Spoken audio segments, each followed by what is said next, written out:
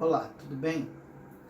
A proposta desta abordagem é apresentar uma tendência atualizada, conceitual de práticas didáticas como instrumento pedagógico utilizados no processo da avaliação e da aprendizagem, cuja forma não é única, mas está colocada dentro do sistema para a evolução da praxe da política pedagógica. A avaliação da aprendizagem situa-se no nível da educação composta por alguns elementos que são considerados fundamentais. E estes elementos, eles permitem ao professor aferir o resultado de seu trabalho ao longo do período ou processo de ensino na educação. O que isso quer dizer? Que ele está intrinsecamente ligado à relação professor e aluno, cuja responsabilidade do desenvolvimento cognitivo, intelectual, social, cultural é muito importante na formação de valores e autonomia política do indivíduo.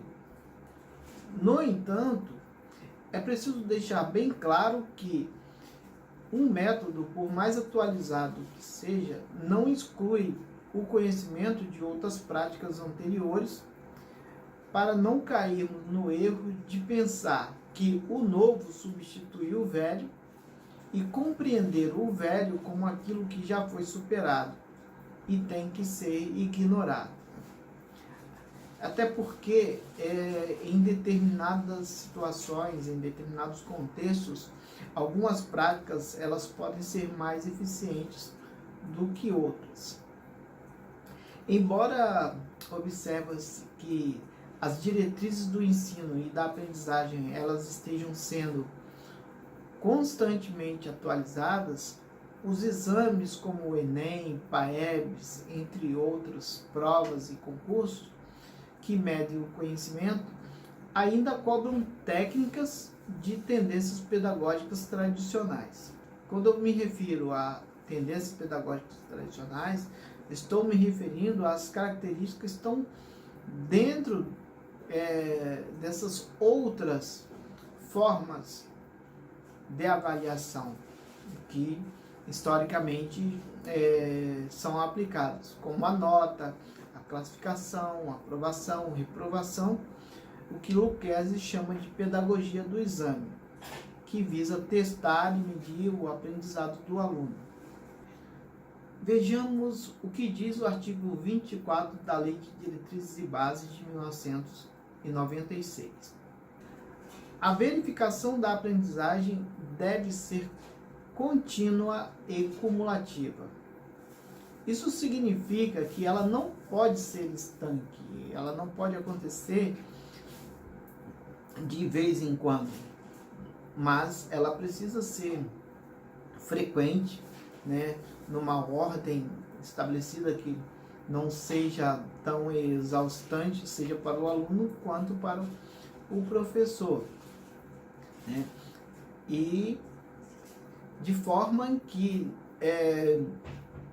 essas avaliações, preferencialmente de formas diferenciadas, elas nas suas partes, ela forma o todo daquilo que será um resultado final em relação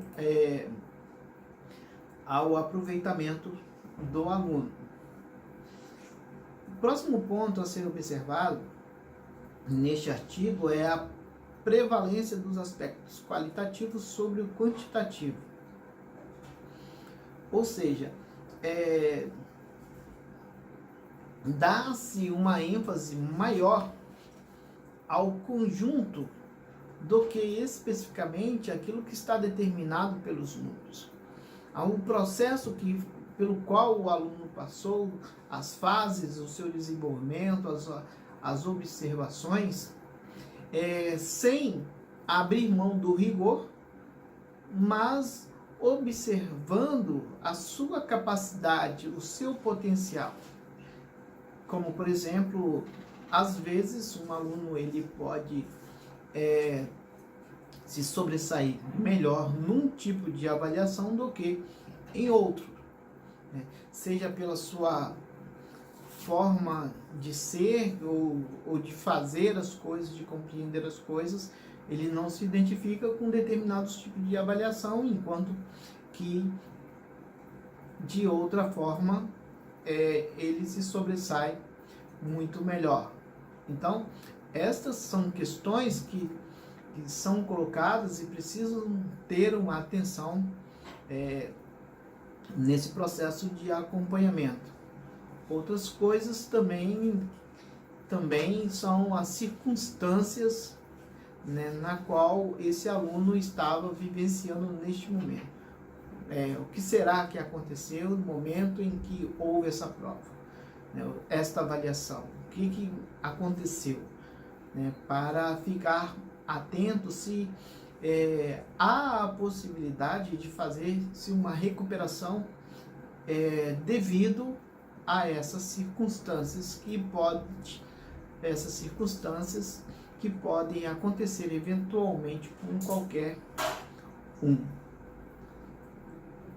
A partir dessas perspectivas, podemos desenvolver alguns raciocínios, né? Então, esses raciocínios, eles estão baseados naquilo que nós chamamos de elementos fundamentais.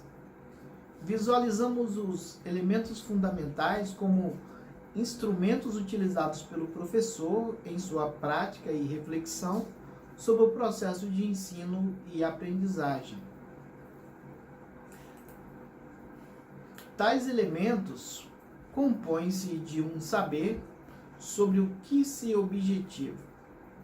Então, é preciso ter muito claro o que você quer com essa avaliação que está sendo colocada, né? Qual é a finalidade dessa avaliação? Então, este ponto, né, ele é um ponto em que coloca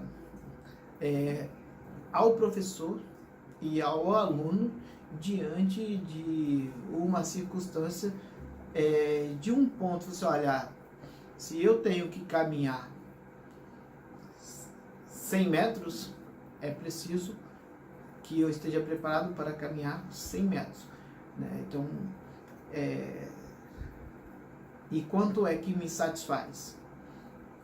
80 metros me satisfaz? Isso, então, esse é o objetivo. Quando você olha, o objetivo é saber o objetivo é fazer com que os alunos tenham uma noção breve ou aprofundada sobre determinado assunto. Então, isto é um objetivo, isto é uma meta, isto é uma finalidade. O que se espera encontrar sobre o que está sendo colocado, está sendo avaliado?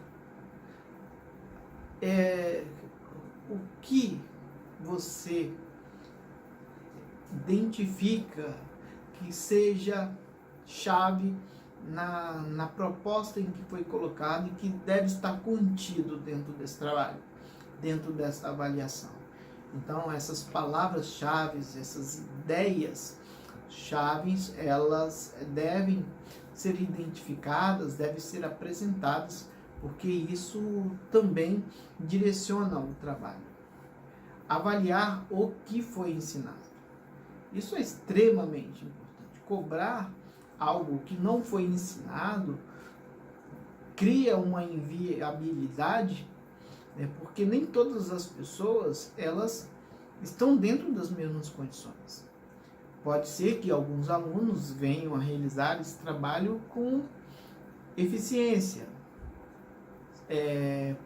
porque possui, além das relações da escola, né, pessoas mais instruídas, ou dentro da sua própria casa mesmo, seus pais possuem um grau de instrução maior, e obviamente que ele vai recorrer a essas pessoas para poder executar esse trabalho. Por outro lado, a grande maioria não tem uma rede de relação tão boa, nem famílias tão bem instruídas, onde os pais sabem muito menos do que eles. Então, torna-se praticamente inviável, né, atingir isto que está sendo colocado, corresponder a isto que está sendo colocado. A clareza sobre as informações, né? A clareza e seus critérios. Assim, se possível, detalhando o que vai ser cobrado. Isso possibilitará ao aluno menos incertezas e desembaraço no trabalho ou prova, assim como menos estresse de ambos os lados, após a avaliação. Uma atividade mal elaborada vai influenciar nos resultados e pressupor entendimento sem que estes estejam claros é uma grande oportunidade de contestação. Por isso, esses elementos precisam ser levados em consideração a fim de que seja atingido o propósito da avaliação. Vamos às formas da avaliação. A avaliação ela pode ser feita de uma forma formal ou informal.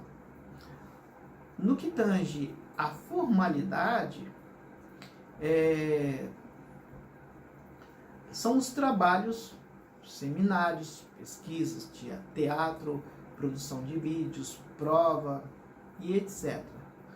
Né? São coisas concretas em que você pode verificar, aferir e registrar e futuramente ir lá e consultar esses documentos, né, num resultado final, fazendo as devidas considerações ou não, dentro do acompanhamento daquilo que foi proposto e feito. A informalidade, ela diz respeito a advertências, conselhos, comentários, punição verbal, que ajuda a orientar o aluno ou a redirecioná-lo, a prestar mais atenção, né, dar mais importância às coisas que estão acontecendo, assim como as coisas que estão à sua volta, né, as relações que interferem no seu processo de aprendizagem, né, tudo isso também são formas de avaliação, né, que são observadas e são colocadas uma vez que identificados no processo. Princípios que norteiam a avaliação. A sistematização. A sistematização é algo que é importante a todo profissional, porque diz respeito à organização e ao planejamento. Os alunos, eles precisam sentir que há no professor uma organização, um planejamento. Quando você planeja uma aula, você planeja um trimestre, um bimestre ou um semestre, seja qual for o período que você está trabalhando, né, os alunos, eles já se organizam, seja psicologicamente, como também materialmente dentro do processo, né? E também dentro das suas próprias relações. Ele sabe que vai haver um trabalho, eles já começam a se movimentar e alguns gostam de se antecipar, embora a maioria deixe para a última hora, né? Mas essa organização, esse planejamento, ele é fundamental. Quando você diz para eles, olha, a partir de tal dia estarei recolhendo o trabalho, olha, na tal data nós iremos fazer a prova, A prova consistirá neste conteúdo que foi ensinado ao longo desse período, desse bimestre, desse trimestre, desse semestre. Então, muita atenção, tá? Se organizem para poder não se atrapalhar com os outros trabalhos. Tudo isso é planejamento, tudo isso é organização. Uma vez desconsiderado, isso pode gerar confusão, desinformação, né? Funcionalidade. A funcionalidade é a consonância da avaliação e seus objetivos. Imagens e contextos devem ser relacionados com a realidade do aluno. Se você coloca uma imagem que não se relaciona com a questão, qual é o sentido dessa imagem? A pergunta, o problema, a história, onde se passa, com quem se passa, por que se passa, essas pessoas fizeram o quê?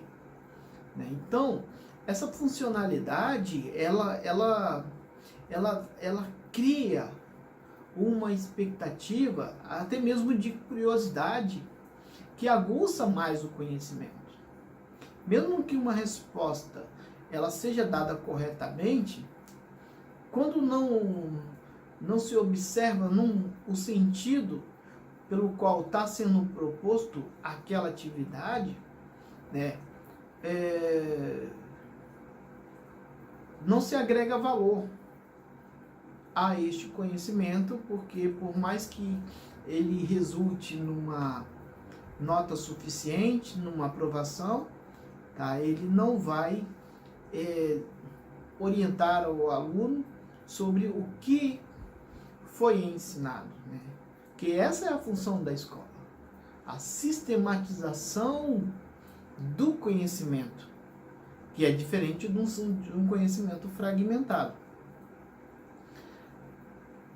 A orientação. A avaliação, ela é um instrumento de orientação para o professor. A partir do momento que ele identifica o problema, ele deve refletir sobre o mesmo e agir a fim de mudar o resultado, buscando sempre alternar formas sobre as quais foram efetuadas. Então, esta orientação, ela se baseia na avaliação dentro do processo para que haja um redirecionamento, né, a fim de conduzir o trabalho ao seu resultado esperado, A integralidade envolve fatores como a qualidade da escola, o ambiente, a infraestrutura, a relação entre alunos e professores. O professor, ele precisa estar atento às limitações socioculturais, institucionais, a fim de tornar a avaliação factível, e até as condições socioeconômicas, né? Não adianta que você propor um trabalho, uma atividade, um trabalho em grupo, numa turma em que a maioria dos alunos moram em bairros diferentes, em cidades diferentes, ou trabalham durante um determinado período do dia. Tem que saber se esse trabalho ele é factível, para o período, o tempo que será dado para que esse trabalho seja efetivado. Haverá reuniões? Esse trabalho ele depende de ensaios. Então, o professor precisa estar atento a essas questões, porque caso contrário, o trabalho ele pode ser prejudicado consideravelmente, né? As questões socioeconômicas do aluno, né? Se você sabe que o aluno ele possui limitações econômicas, como que ele vai fazer um folder, né, que custa 80, 90, 150 reais ou mais, dependendo do acabamento, onde é feito, né? Se você trabalha com um público que não tem essas condições. Outro fator também é como pedir um trabalho em grupo se a turma não possui uma unidade. Alguns grupos se formarão, mas a grande maioria irá optar por fazer um trabalho individual, o que vai sobrecarregar esses alunos que com certeza já possuem outras responsabilidades com outras disciplinas e seu trabalho não será bem feito, né? Então, quando a gente observa esses elementos, a gente vai identificando detalhes que podem ser determinantes numa avaliação. As funções diagnóstica, formativa ou somativa. O que são as funções da avaliação? As funções diagnósticas, elas ocorrem no início do processo. Muitas escolas, quando inicia-se o ano, elas costumam fazer algumas provas, avaliações, observações. Isto visa verificar com qual público ela estará lidando, para saber a medida, a dosagem do ritmo da matéria, do ritmo dos conteúdos, das exigências que serão feitas para esse público, para esses alunos.